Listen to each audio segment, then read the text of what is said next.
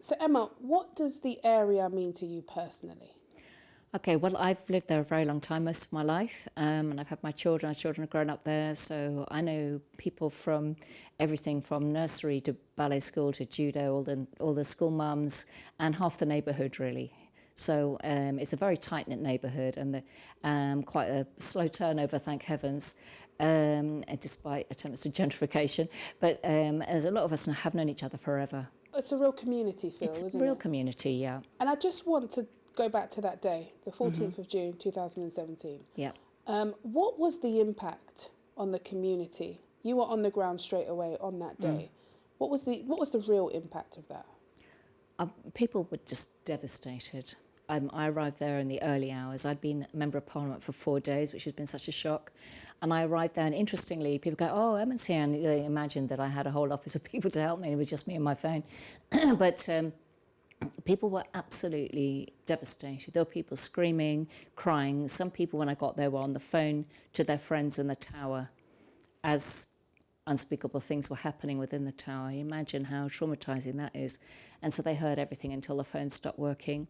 There were people who could see their friends in the windows. There are some things which I have honestly blanked because I can't bear to remember them. There were people I knew who were dying in front of my eyes. That was horrible. So it was a scene of utter horror for everybody, and people were just crying and hugging each other. It was horrible. I never want to think, it's even thinking about it as the anniversary comes around is really painful. It just stays with you forever. And I see the tower every day, and I wish I didn't, but it's always in the back of my mind. Just in terms of, what you saw on that day. Yep. That's really traumatic what you saw. Have you had help, support, counselling? Have you had anything to help you with that? Yeah, I had 3 rounds of counselling. It didn't make any difference at all. I just walked away in the end. It didn't help me. I just got quite angry that they weren't helping at all. So it hasn't helped me, and I think other people have had that same experience. Other people have indeed been helped, and I'm glad about it. But it still doesn't go away. All they're doing is teaching you to cope day to day with the horror and the trauma, because you can't get away from it, especially the people who still live right next to the tower. A lot of them are very, very stressed and anxious. Yeah, of course. And grief is so difficult just generally, especially when a huge tragedy like this happens. Yeah. Parminder, you're in charge of Grief Encounter, which was one of the first charities on the scene at the time, providing that response and that help. Can you tell me a little bit about what it was like at that time? Absolutely. As you said, we were one of the first charities on the ground. And what we did was really to provide that immediate support for families that were impacted both directly and indirectly by the tragedy. What we tried to do really was to have a community. It was really to listen to the community and have a community-based approach. We were there as a resource, not as a, there is no solution and there is no getting better, after a tragic incident like this and bereavement. So what we really did was really trying to help the families directly by working with them, delivering trauma-informed approaches to bereavement. But also what we tried to do was to really to be there to listen and take guidance from the community, because grief is prolonged. It is forever. I know that Grief Encounter did a lot of work with young children and young people at the time. I know you even went into a local school. Can you just tell me a little bit about what that was like?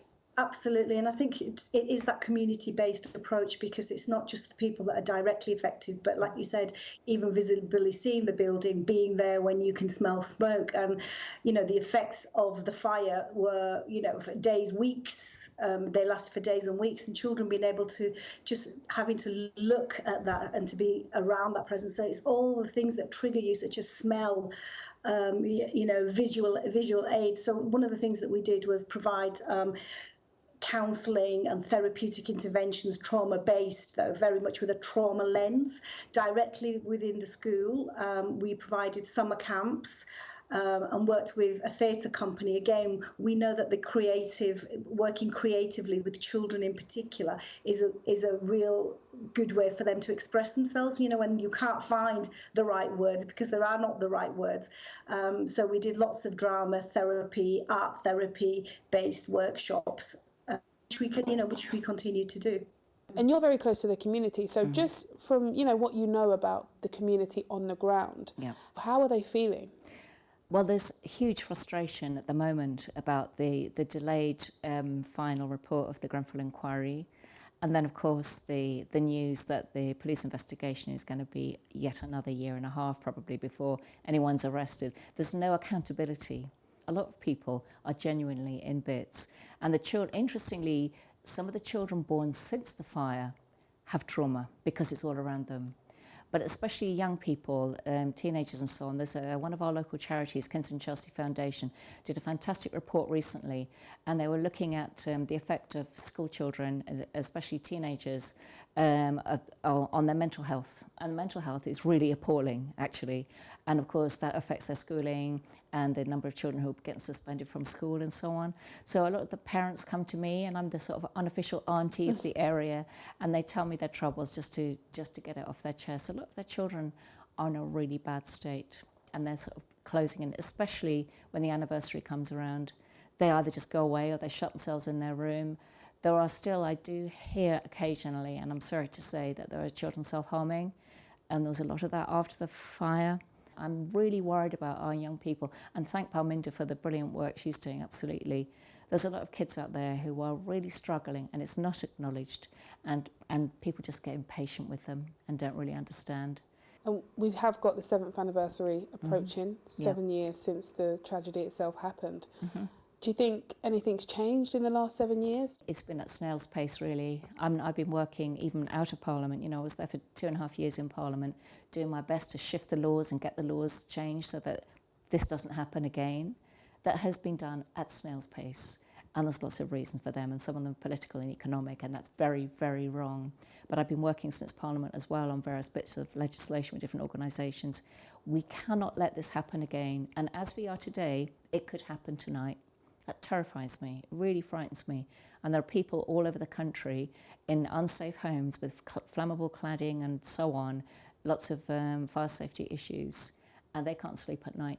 So it's not just us suffering from Grenfell, it's people all over the country thinking it could be them next. I mean, you say that it's moving at a snail's pace. Yes. The other side to that would be the Met Police have said, they've given a briefing and explained all the work they've been doing over the last 7 years. They're investigating 19 companies and 58 individuals as suspects. They've got thousands of bits of evidence. They've got a whole warehouse full of evidence. Yeah, millions of. Yeah. Exactly.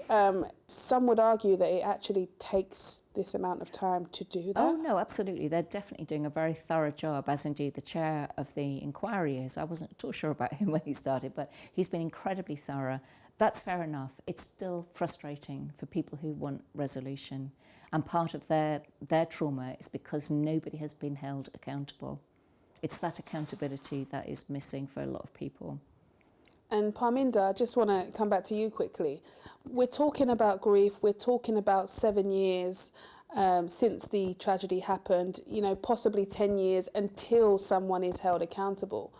In terms of kind of trauma response and helping people in the community, what does that mean for you?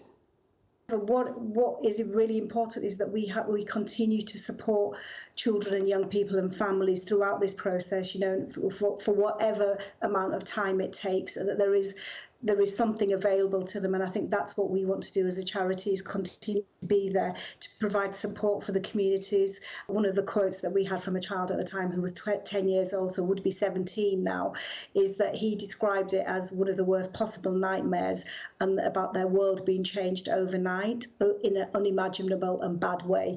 And I think that's what we want to do. We want to be able to be there to support those children and young people. So really it's about people knowing our service, that we exist and we are there. We will not only just work directly with children, young people and families, but we'll work with communities as well, and lots of things around, training of staff, school staff, to how to respond to bereavement, because it's a specific type of trauma and a specific skill set that is required. Thank you, that's really useful. Back to you, Emma, just quickly. You wrote a book called One Kensington. Yes. Which kind of looks at the most unequal borough in London, or in the country, in Britain, in your words. Can you just summarise what this touches on? Well, I've been on the council for 18 years, so I remained on the council when I became MP, and I do know the area inside out.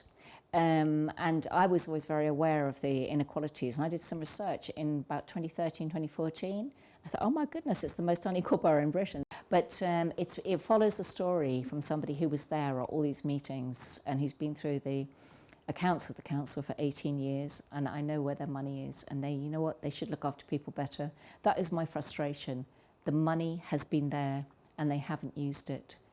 Finally, Emma, is there anything that you think people need to really understand, or that should really be mentioned when it comes to this as an issue? Because we've been talking about this for the last 7 years. We have. What are people not understanding? What do you want them to take away from this? I want them to understand, well, what had gone wrong, obviously, but also that mental health is health.